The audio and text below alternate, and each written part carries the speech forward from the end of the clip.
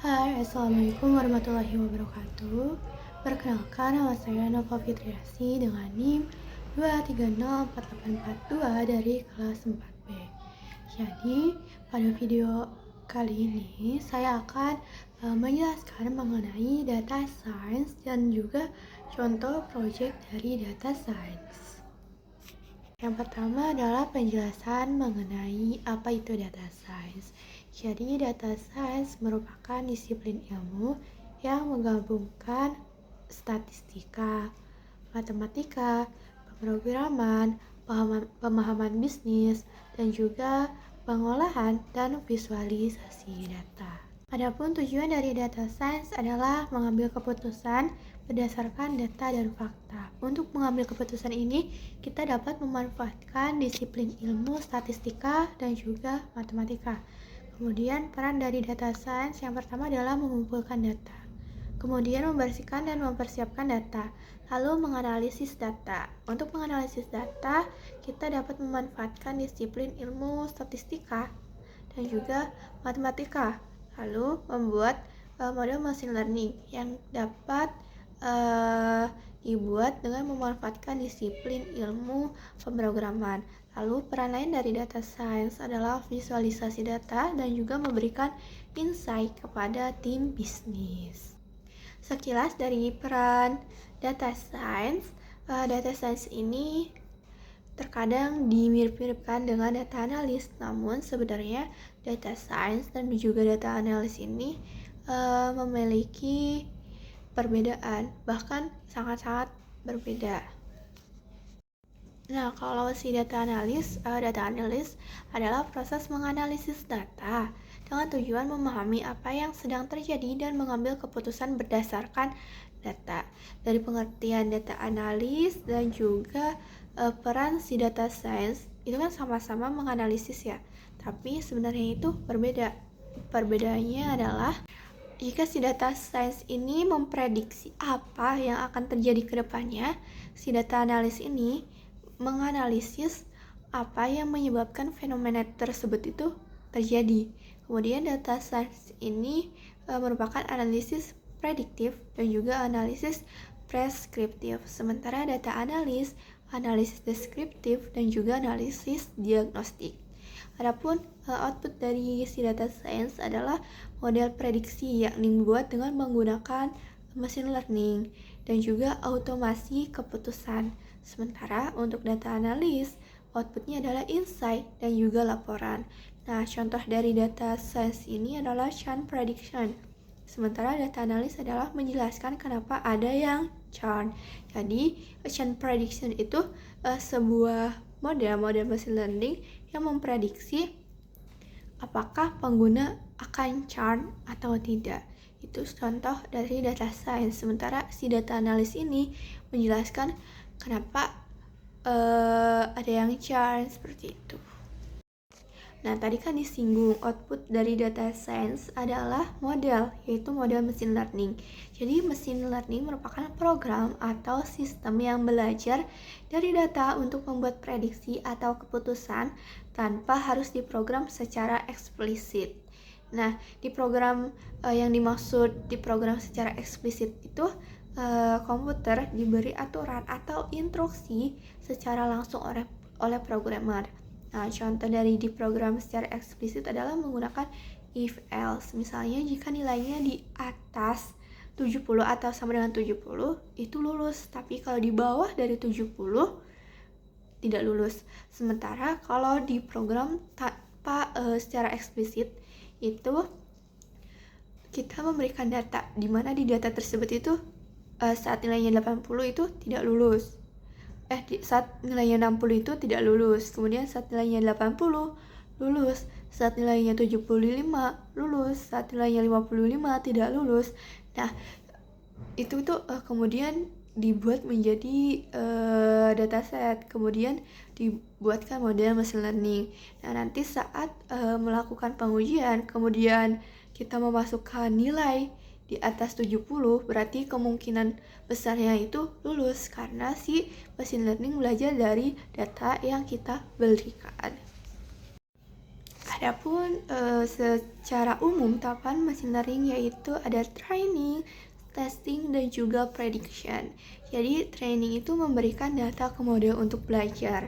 Kemudian testing itu menguji kemampuan model dengan data baru. Biasanya ada yang namanya data uji di mana kita akan mengujikan data tersebut kepada machine learning kita. Kemudian prediction itu menggunakan model untuk memprediksi. Lalu untuk tools yang digunakan oleh data science itu yang pertama yaitu software. Softwarenya itu dapat menggunakan Visual Studio Code, kemudian Google Colab ataupun software yang lainnya.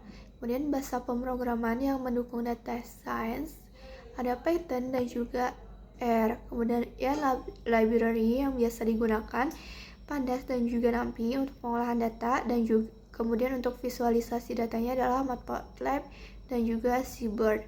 Lalu selain itu untuk machine learningnya kita dapat menggunakan library yang namanya scikit-learn.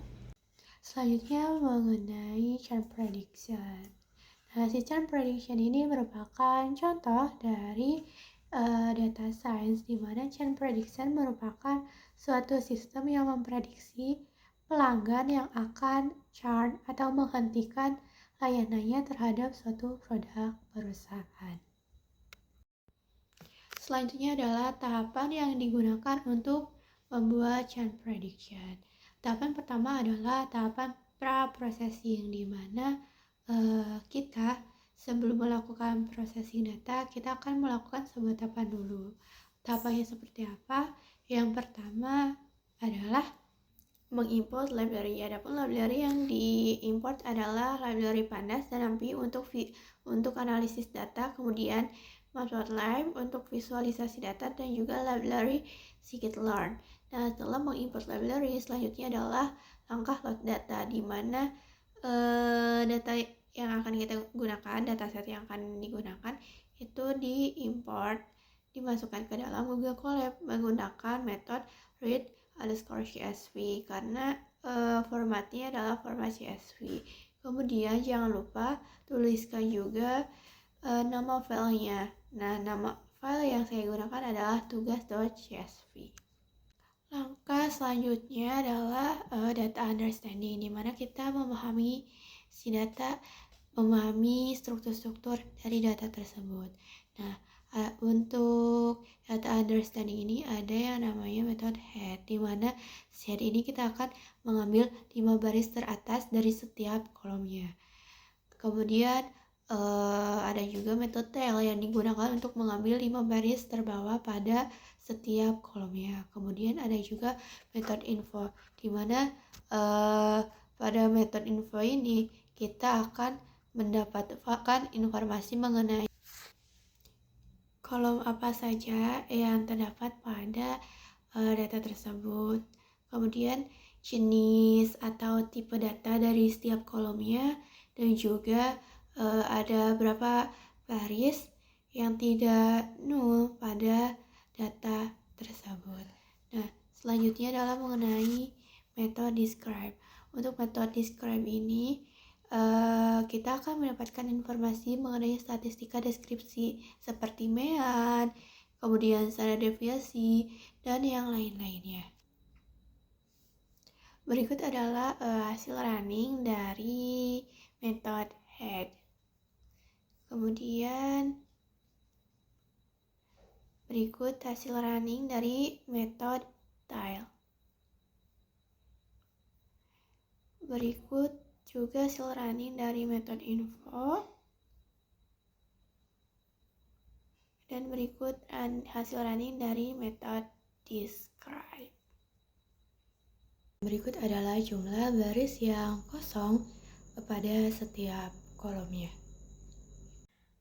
Setelah melakukan proses pre-processing data, selanjutnya adalah proses processing data. Untuk tahapan processing data ini, data akan dilakukan pembersihan pada data. Maksudnya pembersihan pada data ini, misalkan pada data tersebut terdapat baris yang kosong. Nah, si baris ini bisa diisikan dengan rata-rata untuk data yang bertipe numerikal ataupun diisi dengan modus untuk data yang bertipe kategorikal ataupun bisa juga dihapus. Nah, pada project ini kita akan merubah value dari kolom multiple lines, kemudian kolom online security, online backup, device protection, touch support, streaming TV, streaming movie yang dari tadinya no bla bla bla bla menjadi no. Selain itu, kita juga akan merubah tipe data dari kolom total charge menjadi dari kolom total charge tipenya menjadi tipe numerikal dan mengisi kolom yang kosong dengan menggunakan main. Tahapan selanjutnya adalah tahapan exploratory data analis, di mana kita akan mengeksplor data tersebut dengan menggunakan visualisasi untuk memahami data lebih dalam. Untuk exploratory kali ini, untuk visualisasi kali ini, saya menggunakan histogram untuk kolom tenor dan juga money charge. Kemudian box plot untuk outlier dan juga pie chart untuk merepresentasikan chart. Berikut adalah hasil visualisasi dari kolom tenor. Berikut adalah hasil visualisasi dari kolom monthly chart. Berikut adalah box plot yang digunakan untuk memvisualisasikan outlier dari kolom tenor, kemudian monthly charge, dan juga total charge. Dan berikut adalah pie chart untuk kolom tenor. Selain memvisualisasikan kolom-kolom tadi, saya juga memvisualisasikan hubungan antara chart dengan masing-masing kolom. Dan berikut adalah hasilnya. Berikut hasil untuk chart distribution dengan kolom gender.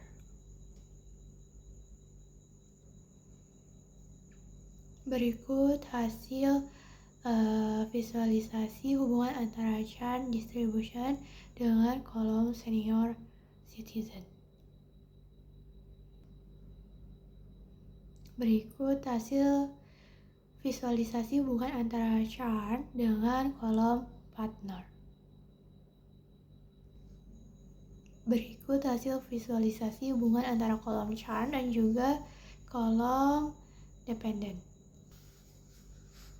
Dan berikut hasil visualisasi hubungan antara kolom chart dan juga kolom chart dan juga kolom yang lainnya.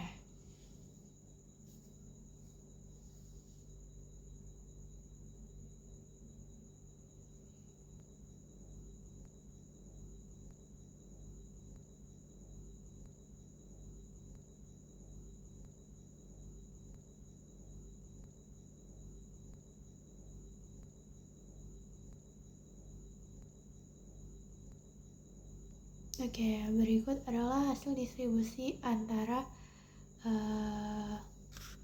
kolom chart. Berikut adalah hasil distribusi kolom chart di mana menggambarkan perbandingan antara banyaknya pelanggan yang chart dan juga pelanggan yang tidak chart. Tahapan selanjutnya adalah tahapan encoding, yaitu mengubah data-data kategorikal atau data yang berisikan teks menjadi data numerikal atau data yang berisikan angka. Hal ini digunakan agar dapat digunakan oleh model machine learning. Berikut adalah komen yang digunakan untuk mengubah data-data yang bersifat kategorikal menjadi data yang bersifat numerikal. Berdasarkan hasil running dari komen tersebut, tampak semua kolom sekarang menjadi bersifat numerikal. Tahapan selanjutnya adalah tahapan scaling, yaitu tahapan untuk menormalisasikan fitur numerik. Nah, pada tahapan encoding tadi, hasil dari tahapan encoding tadi terdapat 3 kolom yang scaling atau skalanya itu sangat besar, yaitu kolom tenor, kemudian monthly charge, dan juga total charge, sehingga kita harus menyederhanakan ketiga kolom tersebut agar value-nya menjadi tidak terlalu tinggi gitu skalanya. Nah, ini tuh dapat dilakukan dengan menggunakan tahapan scaling. Untuk membuat skala ketiga kolom tadi menjadi lebih kecil, berikut komen yang dapat digunakan.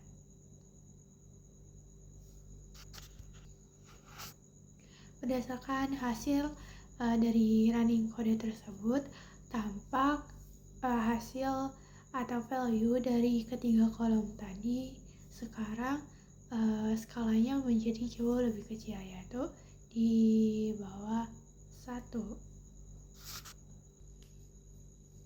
Setelah semua data sudah diproses, sudah siap, tahap selanjutnya adalah membagi data menjadi data latih dan juga data uji.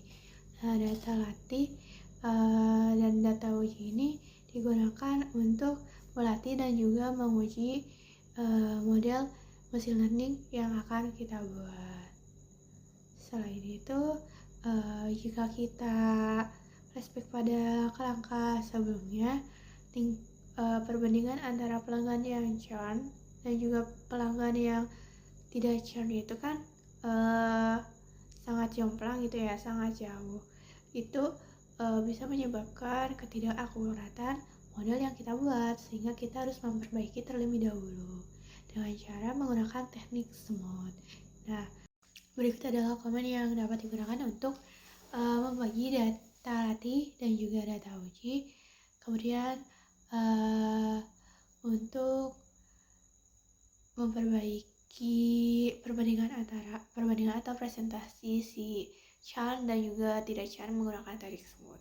Adapun presentasi antara data latih dan data uji adalah 80% dibanding 20%.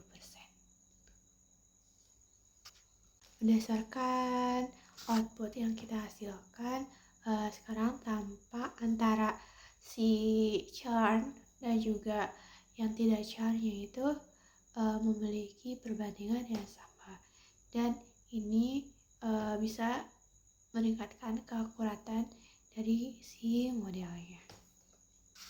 Selanjutnya adalah tahap training dan juga tahap tuning.